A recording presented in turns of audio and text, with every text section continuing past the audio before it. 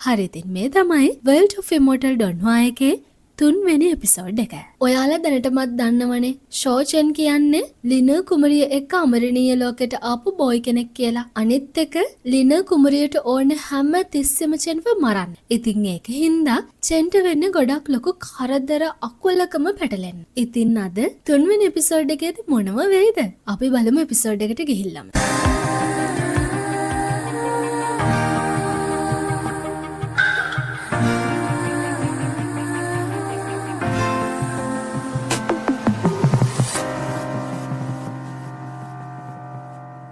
කලින් එපිසෝඩ් එකේ ඉවර වුණේ බොයි කෙනෙක් නැවකින් මේ දූපතට එන සිද්ධියක් එක්කනේ. ඉතින් මේ බොයිගේ වංශයට අයිති නැව මකර දූපතට ලන් වෙනවත් එක්කම මේ නැවට මුහුදේ ඉන්න බීස්ට් කෙනෙක් පහර දෙනවා. ඉතින් ඒක නිසා මේ බොයි එක්ක ආපු ලස්සන ගර්ල් කෙනෙක් මේ බීස්ට්ගේ කැම වේලක් වෙනවා විතරක් නෙවෙයි මේ බොයිගේ නැවත් විනාශ වෙනවා. ඉතින් මේ බොයි මැරෙයිද?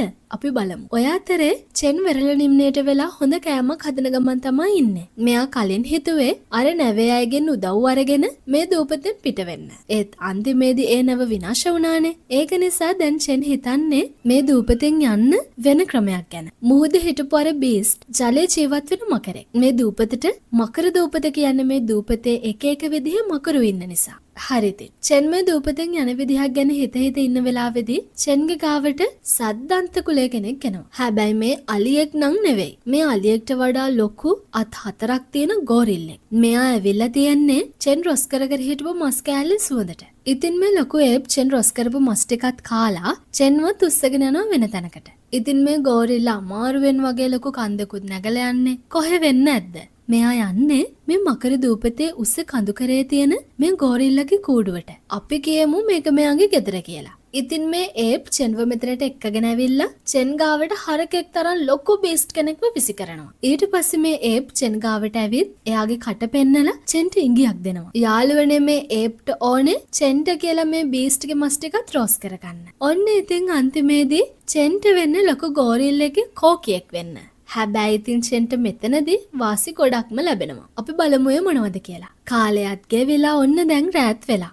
ඉතින් චෙන් අර බීස්ට්ව රෝස් කරලා ඒප්ට කන්න පුළුවන් විදිහට හදලා දීලා මේ ඒප් ගාවට වෙලා හිතනවා මෙතන වතුරක් තියෙනවා. මේතනත් ආරක්ෂිතයි. මෙතන ආධ්‍යාත්මික ශක්තියනුත් පිරීලා. මට දැනට මගේ තුවාල හොඳ කරගන්න මේක හොඳ තැනක්. මගේ තුවාල හොඳ කරගෙන මං ආපහු ගෙදර යන්න විදිහක් හිතන්න ඕනේ. මෙයා මෙහෙම හිතලා මෙතන ඉඳගෙන ආධ්‍යාත්මික වගාව පුහුණු කරන්න ගන්නවා. හැබැයි චෙන් කරන දේ බලන් හිටපු මේ ලොකු ඒප් චෙන් ඉන්න දැනට පැනලා එයාගේ කට ඇරලා මෙතන තියෙන ආධ්‍යාත්මික ශක්තිය ඔක්කොම කටට උරා ගන්නවා. ඒ සිද්ධිය නම් එපිසෝඩ් එකේ තියෙන ලස්සනම සීන් එකක්. ඉතින් මේ ලොකු ඒප් ආධ්‍යාත්මික ශක්තිය උරාගෙන චෙන්ට පොඩි ඉඟියක් දෙනවා කොහොමද ආධ්‍යාත්මික ශක්තිය අවශෝෂණය කරගන්න ඕනේ කියන එක ගැන.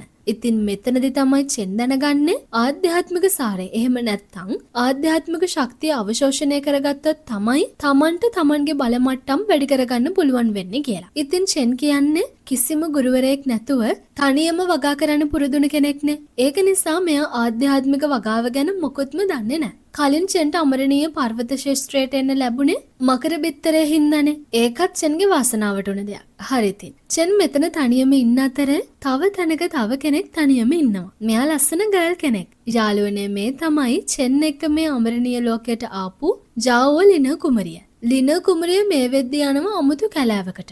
මේ කැලේ වවුල්ලු වගේ ගොඩක් භයානක බීස්ට්ලකින් පිරීලා. ඉතින් මේ කැලෑවට ආපු ලින කුමරියට එකපාරටම මේ බීස්ට්ලා පහර දෙනවා. ලින කුමරියත් මේ අමරණීය ලෝක ගැන මුකුත්ම දන්නේ නැහැ. ඉතින් මෙයත් අතර මංගුණ කෙනෙක් වගේ. මේ කැලේට ආවෙත් අහම්බෙන්. ඒත් අන්තිමේදී ලින කුමරියට වෙන්නේ මේ බීස්ට්ලාගේ ඇටැක් එකට මුහුණ දෙන්න. කොහොම හරි ලින කුමරිය මේ වවුල්ලු වගේ බීස්ට්ලාගෙන් බේරුණාට පස්සේ එයාට හම්බ වෙනවා Tamanව කලින් වතාවේදී බේරගත්ත පුංචි යුනිකෝර්න්ව. ඔය අතරේ චෙන්නං මේ ලොකු ඒප් එක්ක දැන් ගොඩාක්ම යාළු වෙලා වගේ. මෙයාලා දෙන්නෙකුට කෑම හොයනවා වගේම හොඳට විනෝද වෙනවා. මොකද මේ ලොකු ඒප් තමයි මේ අමරණීය ලෝකෙදි චෙන්ට හම්බ වුණ පළවෙනි යාළුවා. ඊට පස්සේ ඇටසැකිලි 3ක් තමයි චෙන්ගේ යාළුවෝ වෙන්නේ. චෙන්ටත් මේ කතාවේදී මාර යාළුවෝ ටිකක් තමයි හම්බ වෙන්නේ. ඉතින් දවස් ගාණක් එක තැනකට වෙලා ඉඳලා කම්මැලි හිතුන හින්දා චෙන් යනවා ලොකු පළතුරු තියෙන ගස් ටිකක් හොයාගෙන. දැන් චෙන්ගේ තුවාලත් හොඳ වෙලා තියෙන්නේ. කලින් එපිසෝඩ් එක බලපු ඔයාලා දන්නවනේ චෙන්ට ජවෝලින හින්දා ගොඩක් ලොකු කරදරයක් වුණා කියලා. හැබැයි මේ දවස් ටිකේ ඒප්ගේ ගෙදරට වෙලා හිටපු නිසා චෙන්ටයාගේ තුවාල ටික හොඳ කරගන්න ටයිම් එක ලැබෙනවා. පළතුරු තියෙන ගස් ළඟට ආවම චෙන් හිතනවා මේ දවස් ටිකේම මං කෑවේ වානර සහෝදරයාගෙන ආපු කෑම. එක තැනටම වෙලා ඉඳලත් දැන් කම්මැලි. මේ ගෙඩි ටිකක්වත් කඩාගෙන යන්න ඕනේ වානර සහෝදරයටත් එක්ක. චෙන් මෙහෙම හිතලා මේ පළතුරු ගස් වලින් ගෙඩියක් කඩාගත්ත විතරයි මෙතනට දුවගෙන එනවා අර පුංචි යුනිකෝන්. ඉතින් ඔයාලට මෙයාව මතක ඇතිනේ. කලින් වතාවේදී අර ලොකු බීස්ට්ගෙන් චෙන්ව බේරගත්තේ මේ යුනිකෝන් තමයි. මේ යුනිකෝන් මෙතනට ආවම චෙන් මේ පුංචි යුනිකෝන්ට එයාගේ අතේ තියෙන පළතුරු විසික් කරනවා. මොකද කලින් වතාවේ තමන්ව බේරගත් එකට මේ පුංචි යුනිකෝන්ට කන්න මේ පළතුරු කඩලා දීලා ස්තුති කරන්න තමයි චෙන් හිතාගෙන ඉන්නේ. ඒත් මේ යුනිකෝන් මේ පළතුර කාපු ගමන් යනවා කැලේ ඇතුළට. චෙනුත් කිසිම දෙයක් හිතන්නේ නැතුව මේ යුනිකෝන්ගේ පස්සෙන් යනවා. හැබැයි කලින් පාරේ මේ යුනිකෝන් නිසා චෙන් බේරුණාට මේ පාර චෙන්ට වෙන්නේ මේ යුනිකෝන් නිසා කරදරයක වැටෙන්නේ. ඇයි ඒ? මොකද මේ යුනිකෝන්ගේ පස්සෙන් චෙන් විතරක් නෙවෙයි යන්නේ. ජාවෝලිනරුත් එනවා. ඉතින් ආපහු චෙන්ට ජාවෝලිනව හම්බ වෙනවා මේ පුංචි යුනිකෝන් නිසා. මෙයාලා දෙන්නගේ සම්බන්ධය මොන වගේ වෙයිද කියලා කලින් එපිසෝඩ් බලපුවාලා දන්නවනේ. චෙන්ට ජාවෝලින හම්බ වුණා විතරයි මේ දෙන්නම ආපහු ෆයිට් කරන්න ගන්නවා. ඒත් මේ පාර චෙන් ටිකක් ශක්තිමත්. මොකද මෙයා දැන් මරණීය පරිවර්තන ශාස්ත්‍රයේ පළවෙනි අධීරයට ඇවිල්ලා ඉන්නේ. ඉතින් මේ දෙන්න ටික වෙලාවක් සටන් කරාට පස්සේ ජාවෝලින හිතනවා මේ ටික දවසට මෙයා මෙච්චර ශක්තිමත් වුණාද? මෙයාට නිධානයක්වත් හම්බ වෙලාවත්ද? ජාවෝලින මෙහෙම හිතලා ආපහු චෙන්ට පහර දෙනවා. ඉතින් අසරණ චෙන්ට වෙන්නේ ආපහු ජාවෝලිනගෙන් බැරිලා දුවන්න. ඒ ජාවෝලින කියන්නේ ගොඩක් මුරණ්ඩු කෙනෙක්නේ. ඒක නිසා චෙන්ට මේ ෆයිට් එක අතරදී ටිකක් තරහ ගිහින් ජාවෝලිනට බයිනවා. ඔයා ගොඩක් මුරණ්ඩුයි. ඔයා හිතන්නේ හැම වෙලාවෙම ඔයාට ඕන විදියට මට පහර දෙන්න පුළුවන් කියලාද? චෙන් මෙහෙම කියලා එයාගේ මකර පව එකෙන් ලිනට ඇටැක් කරනවා. මේ පාර නම් ලිනට චෙන්ගේ ප්‍රහාරය නවත්ත ගන්න බැරි වෙනවා වගේ. මොකද ලින බිම දිගේ විසි වෙලා යන නිසා. හැබැයි චෙන් එල්ල කරපු මේ ප්‍රහාරයට චෙන්ගේ ශක්තිය ගොඩක්ම වැය වෙලා හින්දා චෙන්ට වෙන්නේ ආපහු පැනලා දුවන්න. චෙන්ගේ ප්‍රහාරය නිසා ලින බිම දිගේ විසි වෙලා ගියාට ලින ආපහු ඉක්මනටම නැගිටිනවා. ඒත් ලින කුමරියට දැන් නම් හොද්දටම තරහ ගිහින් තියන්නේ. ඒක නිසා ලින කුමරිය එයාගේ දේදුණු කඩු තාක්ෂණය කියන ටෙක්නික් එකේ එක ප්‍රහාරක ක්‍රමයක් වෙන බ්‍රෝකන් විංස් කියන ප්‍රහාරය චෙන්ගේ පැත්තට එල්ල කරනවා. යාළුවනේ දේදුණු කඩු තාක්ෂණය කියන්නේ කඩුව වෙනුවෙන්ම හදපු එක ටෙක්නික් එකක්. මේ ටෙක්නික් එක නිසා කෙනෙක්ට කඩුව පාවිච්චි කරලා ගොඩක් බලවත් ප්‍රහාර එල්ල කරන්න පුළුවන්. අපි කියමු මේකට කඩුව වෙනුවෙන් හදපු ආධ්‍යාත්මික ටෙක්නික් එකක් කියලා. ඉතින් මේ ටෙක්නික් එක යටතේ කඩුවෙන් එල්ල කරන්න පුළුවන් ප්‍රහාර කීපයක්ම තියෙනවා. ඒ වගේ එකක් තමයි ලින දැන් චෙන්ට පහර දෙන්න පාවිච්චි කරන්නේ. මේ වෙලාවේදී චෙන්ගේගේ ආධ්‍යාත්මික ශක්තිය ඉවර වෙලා නිසා එයාට මේ ප්‍රහාරයෙන් බේරෙන්න පුළුවන් කමක් නැහැ. ඉතින් දැන් මොනව වෙයිද? ලිනගේ ප්‍රහාරය චෙන්ට ළඟා වෙනකොටම වෙනත් පැත්තකින් ලොකු ගල් කුට්ටියකින් කෙනෙක් ලිනට දමලා ගහනවා. ඒක නිසා ලිනට වෙන්නේ චෙන්ව අත්හැරලා මේ ගල් කුට්ටියෙන් බේරෙන්න.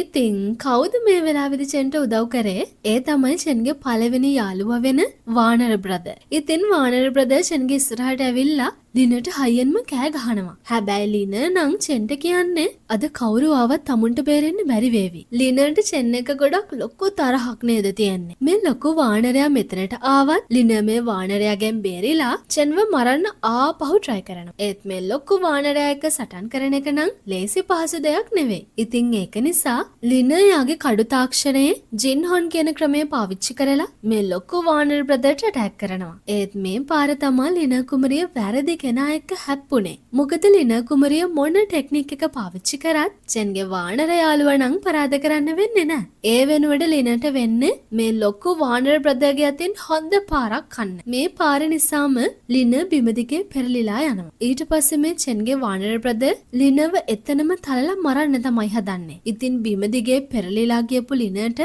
ආපහු පහර දෙනවා මේ ඒ බ්‍රදර්. ලින මෙතනදී මැරෙවිද? යාළුවනේ ලිනට ටිකක් වාසනාව තියෙනවා. මොකද ලිනව මෙතනදී කෙනෙක් බේර ගන්නවා. ඒ තමයි අර පුංචි යුනිකෝන්. ඒක නිසා ලිනට මෙතනදී මැරෙන්න නම් වෙන්නේ නැහැ. කොහොම හරි මේ ෆයිට් එක ඉවර වුණාම චෙන් මේ වානර යාළුවගේ ගෙදරින් යන්න තමයි හදන්නේ. මොකද චෙන් තවදුරටත් මේ වානර යාළුවත් එක්ක හිටියොත් ඒකෙන් වෙන්නේ වානර සහෝදරයාට කරදර ඇති වෙන එක විතරයි. ඉතින් ඒක නිසා චෙන් ටික දවසකට හරියන්න පළතුරුයි රෝස් කරපු මසුයි වානර බ්‍රදර් ළඟින් තියලා මේ ලොකු වානරයාට කියනවා සහෝදරයා තරහ වෙන්න එපා. මේක තමයි ඔයාගේ ගෙදර. ඒත් මගේ ගෙදර ගොඩක් ඈතින් තියන්නේ. අනිත් එක මං එනකන් ගොඩක් අය බලන් ඉන්නවා. ඉතින් මං ආපහු ගෙදර යන පාර හොයා ගන්න ඕනේ. වානර සහෝදරයා මං ඔයාව පස්සේ හම්බ වෙන්නම්. ඉතින් චෙන් මෙහෙම කියලා මෙතනින් ගියාට මේ ලොකු වානරයාට නම් ගොඩක් දුකයි වගේ. යාළුවනේ මං එපිසෝඩ් එක මෙහෙම රිවිව් කරාට බෑග්‍රවුන්ඩ් ටෝන් එක එක්ක මේ කතාවේ වෙන දේවල් බලනකොට තමයි මේ කතාවේ නියම ෆීලින් එක ඔයාලට විඳින්න පුළුවන් වෙන්නේ. මේක විනාඩි 20ක කතාවක්නේ. මගේ රිවිව් එක විනාඩි 15කටත් අඩුයි. ඉතින් ඔයාලටත් වෙලාව තියෙනවා නම් මේ ඩොන්හුවා එක බලන්න. දැන් චෙන් යන නිසා ගොඩක්ම දුකින් ඉන්න මේ ලොකු වානරයා අන්තිමේදී චෙන්ට කෑ ගහලා Tamanගේ කට පෙන්නලා සංඥාවක් කරනවා. මෙයා කියන්නේ චෙන්ට හොඳට පුහුණු වෙන්න කියලා. ඉතින් ඒකම චෙන්යාගේ පළවෙනි යාළුවගෙන් වෙන් වෙලා මෙතනින් යනවා. ඔය අතරේදී ලස්සන ගඟක් ගාව ගර්ල් කෙනෙක් ගොඩක් දුකෙන් ගුලි වෙලා වගේ ඉන්නවා. යාළුවනේ මේ තමයි ලින.